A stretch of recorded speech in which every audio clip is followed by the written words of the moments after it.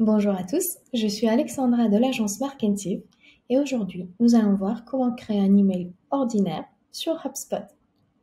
Pour accéder à vos outils email, vous allez dans l'onglet Marketing et ensuite Email. Pour créer un email, vous allez cliquer sur le bouton orange en haut à droite, Créer un email. Si vous avez l'option Unité commerciale active sur votre compte, vous devrez choisir une unité commerciale pour laquelle créer votre email. Ici, vous allez choisir le type d'email. Le blog RSS, ce sont des emails qui vont être envoyés automatiquement à chaque fois que vous publiez un nouveau contenu sur votre blog. Les emails automatisés, ce sont des emails qui vont être sauvegardés et qui pourront être utilisés dans des workflows. Et ensuite, les emails ordinaires, sur lesquels nous allons nous focaliser aujourd'hui, ce sont des emails que vous allez envoyer à une certaine date et heure et à une certaine liste de contacts. Vous allez utiliser ce type d'email, par exemple, pour envoyer vos newsletters ou bien des invitations à des événements, à des webinaires. Ici, on va ensuite choisir un modèle. Vous avez la possibilité de choisir un modèle d'email personnalisé. Et ce sont des emails qui ont déjà une structure prédéfinie où vous allez pouvoir modifier le texte et les images, mais vous ne pourrez pas utiliser d'option glisser-déposer pour ajouter des nouveaux modules. Et ensuite, on a les modèles glisser et déposer, où vous allez retrouver vos modèles enregistrés, donc que vous avez créés au préalable. Et vous avez également les modèles basiques proposés par HubSpot que vous pourrez personnaliser. Je vais choisir un modèle que j'ai créé auparavant. La première chose à faire, c'est de nommer notre email. Ça, c'est le nom interne de l'email que juste vous et vos collaborateurs allez pouvoir voir. Ce n'est pas l'objet de votre mail. Vous allez indiquer du coup si c'est une newsletter, si c'est un email lié à une offre en particulier. Ici, nous avons un module image où on a rajouté le logo. Ici, on a un autre module image où j'ai mis ma bannière email.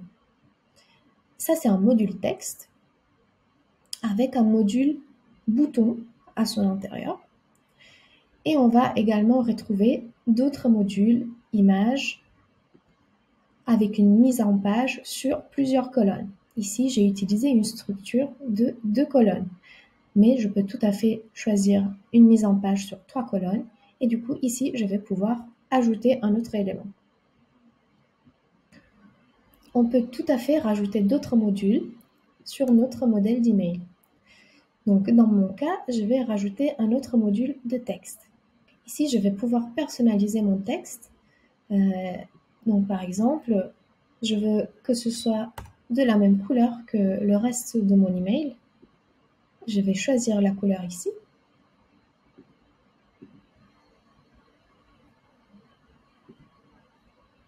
Je vais pouvoir changer la typo. Attention, par contre, elle ne sera pas affichée de la même manière sur tous les clients de messagerie de vos destinataires. Et on va pouvoir choisir aussi la taille de mon texte. On peut rajouter d'autres éléments, comme par exemple des emojis. On va pouvoir mettre des liens sur mon texte.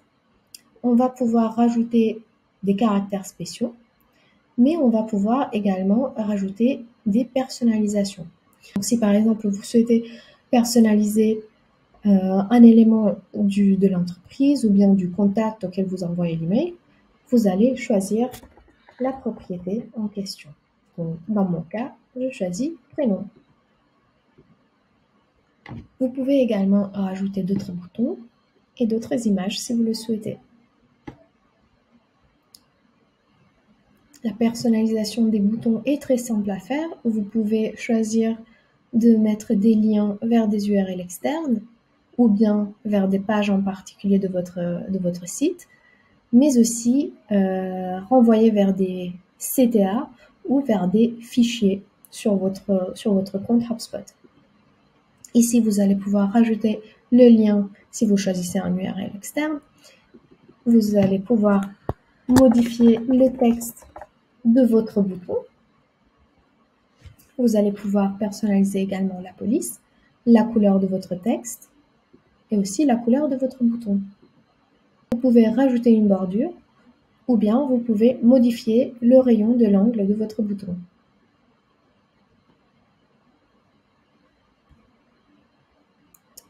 Vous pouvez également ajouter du padding en haut, en bas, à droite ou à gauche de votre bouton. Le dernier module que j'ai dans mon exemple, c'est un module réseaux sociaux.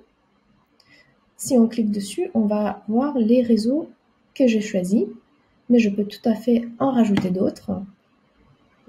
Je vais également pouvoir modifier le style des icônes des réseaux sociaux, juste en cliquant sur ces options. Une fois qu'on a créé notre email, on va l'enregistrer et on va passer à la phase de paramétrage. Ici, on va pouvoir choisir le nom de l'expéditeur et l'adresse email de l'expéditeur.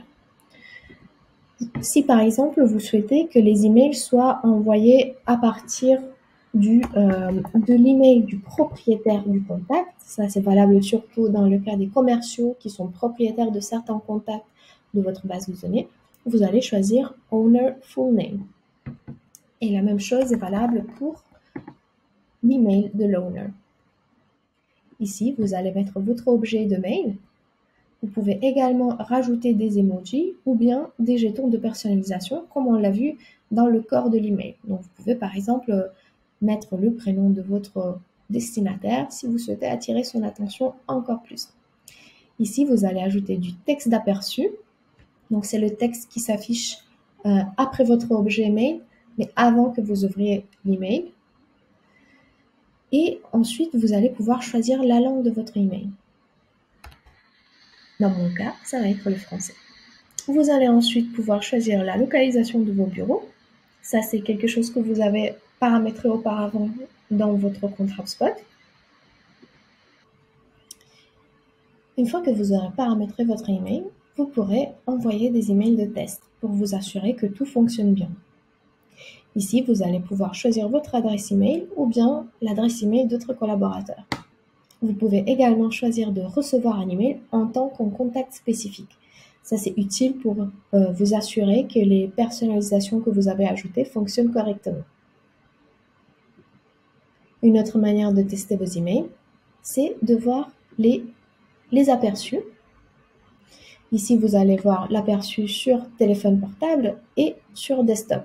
Vous pouvez également tester votre email sur différentes messageries que vous allez choisir ici. Ce test peut prendre quelques minutes. Si vous travaillez avec plusieurs personnes sur des emailings, la fonction commentaire est très utile parce que du coup, vous allez pouvoir laisser des commentaires directement à partir de l'email et vous pouvez taguer les personnes avec lesquelles vous travaillez.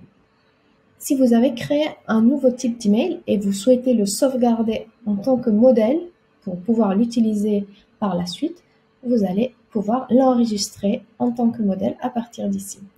Vous allez pouvoir également voir l'historique de votre email, donc toutes les modifications qui ont été faites en choisissant cette option.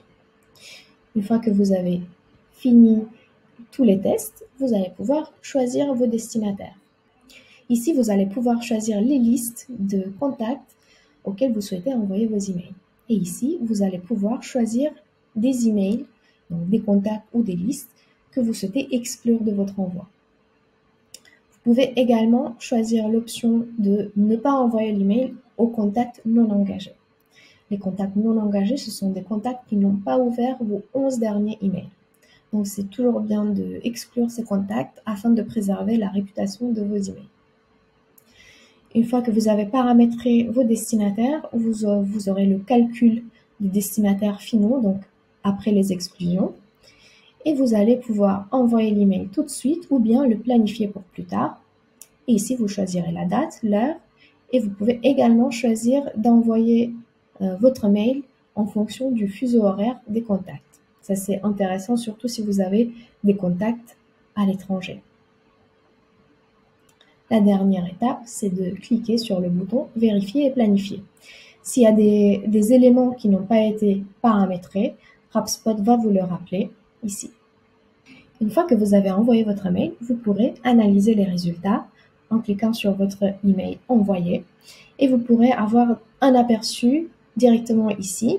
Vous pourrez voir le taux d'ouverture, le taux de clic ou d'autres informations que vous souhaitez montrer directement dans votre listing d'email. Vous pouvez choisir ici les colonnes à montrer. Donc, par exemple, le taux de rejet.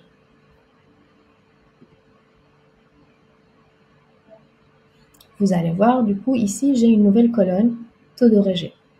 Merci d'avoir regardé ce tutoriel. J'espère que ça a été utile. N'hésitez pas à nous suivre pour plus de contenu ou à laisser des commentaires si vous avez des questions supplémentaires. À bientôt!